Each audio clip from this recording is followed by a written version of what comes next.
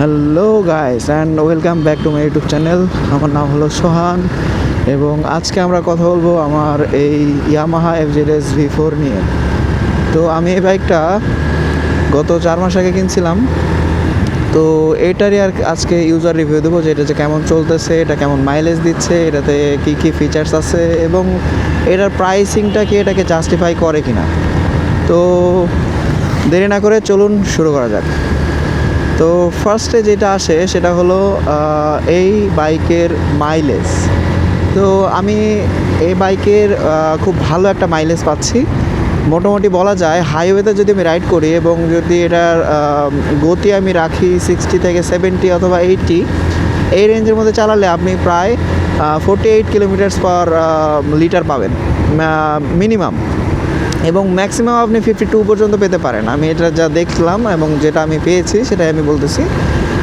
আর আপনি যদি সিটিতে রাইড করেন এবং যদি জ্যামের মধ্যে বারবার আপনাকে থামা লাগে এবং আপনার গতি যদি অনেক কম থাকে, তাহলে সেক্ষেত্রে আপনাকে বলা যায় আপনি 42 থেকে 44 পর্যন্ত ম্যাক্সিমাম পেতে পারেন। আমি বেশিরভাগ ইউটিউবারদেরকেই দেখি এটার ইঞ্জিন সম্পর্কে কথা বলতে, যে এটার ইঞ্জিন খুব একটা পাওয়ারফুল না, বাট আমি যেটা পেয়েছি পার্সোনালি এটা আমার কাছে খুব একটা কম পাওয়ারফুল মনে হয় না। এটা আমার কাছে অনেক একটা ভালো একটা পাওয়ারফুল মেশিনই মনে হয়েছে। ওভারটেক করি তারপরে কথা বলতেছি।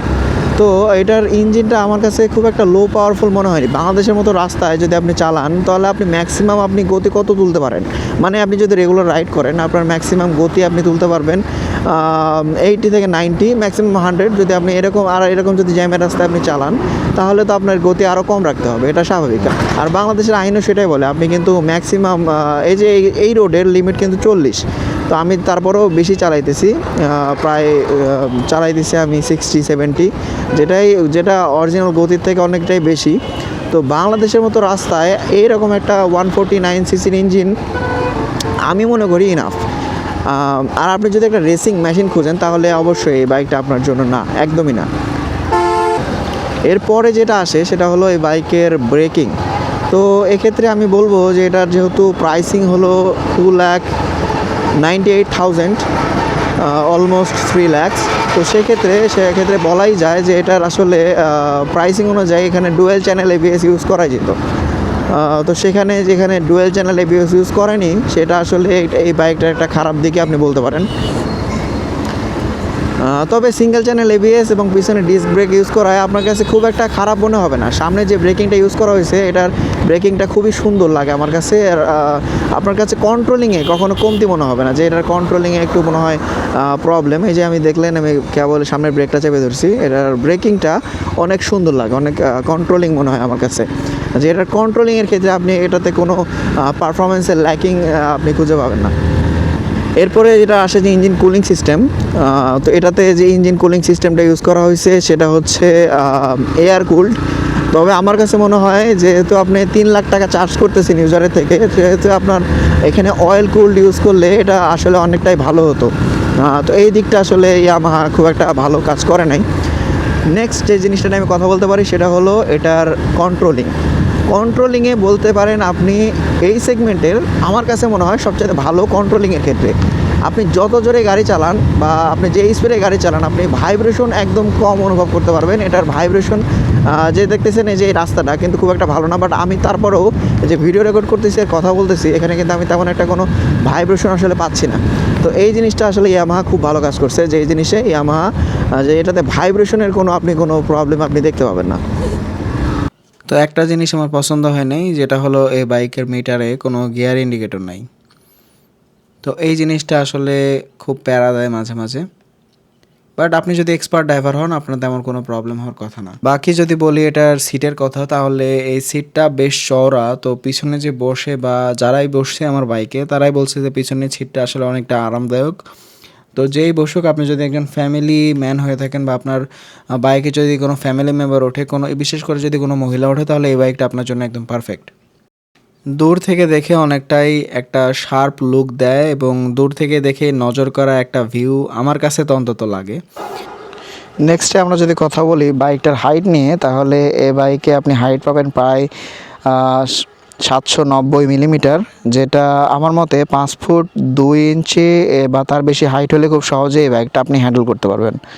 বাকি এটার মিটারে আপনি যে বাটনগুলো পাবেন সেখানে আপনি কত কিলোমিটার চালাইছেন এবং প্রতি 100 কিলোমিটারে কত লিটার আপনার তেল খরচ হয়েছে এবং টিসিএস অন অফ এই সকল কন্ট্রোল আপনি কিন্তু এই মিটারে পাবেন। তো সর্বশেষে আমি যে কথাটা বলবো সেটা হলো, আমি এই বাইকের কোনো রকমের কোনো বাইকের প্রমোশনের সাথে সংযুক্ত না, অথবা আমি বাইকের কোনো রকমের পেইড প্রমোশন করতেছি না। আমি জাস্ট 4 মাস ধরে এটা ইউজ করতেছি, সেই অনুযায়ী আপনাদেরকে রিভিউটা দিচ্ছি। তো যারা বলে যে এই গাড়িতে টান নাই বা এই গাড়িতে হচ্ছে আপনার রেস করার ক্ষমতা নেই বা এই গাড়ির পাওয়ার একটু কম, তারা যেটা বলে সেটা একদমই কারেক্ট বলে। গাড়িতে পাওয়ার একটু কম, বাট আপনাকে জেনে শুনে এই বাইকটা কিনতে হবে। তো মেন কথা যেটা হলো সেটা, যারা এই বাইকটা পছন্দ করে তারা এই বাইকটা এমনিতেই পছন্দ করে, এটার প্রাইসিং কম বা বেশি হোক সেটার সাথে তাদের যায় আসে না। যেমন আমি এই বাইকটা আমার দেখে পছন্দ হয়েছে। এখন সবার চয়েস তো আর একরকম হবে না। আপনাকে যদি আমি এই সামনের লুকটা যদি দেখাই, এখন এই বাইকটা তো সবার একরকম পছন্দ হবে না। কারো ইয়ামাহা পছন্দ, কারো সুজুকি পছন্দ।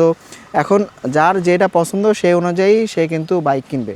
যদি আপনি একজন কমফোর্ট প্রেমী হয়ে থাকেন এবং আপনার কাছে যদি বাইকের মূল পারপাস হয়ে থাকে কমফোর্ট, এবং আপনি ফ্যামিলি রাইড করবেন অথবা আপনি যদি দূরেও রাইড করতে চান, এই বাইক দিয়ে অবশ্যই আপনি দূরে রাইড করতে পারবেন।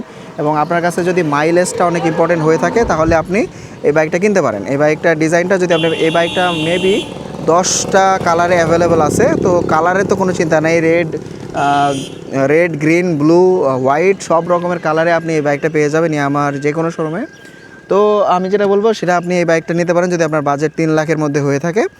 আর যদি আপনার বাজেট 3 লাখের একটু উপরে হয়ে থাকে তাহলে আপনি অবশ্যই MT-15 অথবা ইয়ামাহার যেই হাইব্রিড ভার্সনটা এসেছে সেই বাইকটা আপনি নিতে পারেন। তো সেটাই, দেখা হচ্ছে নতুন ভিডিওতে। ততক্ষণ পর্যন্ত ভালো থাকবেন। ধন্যবাদ। আল্লাহ হাফেজ।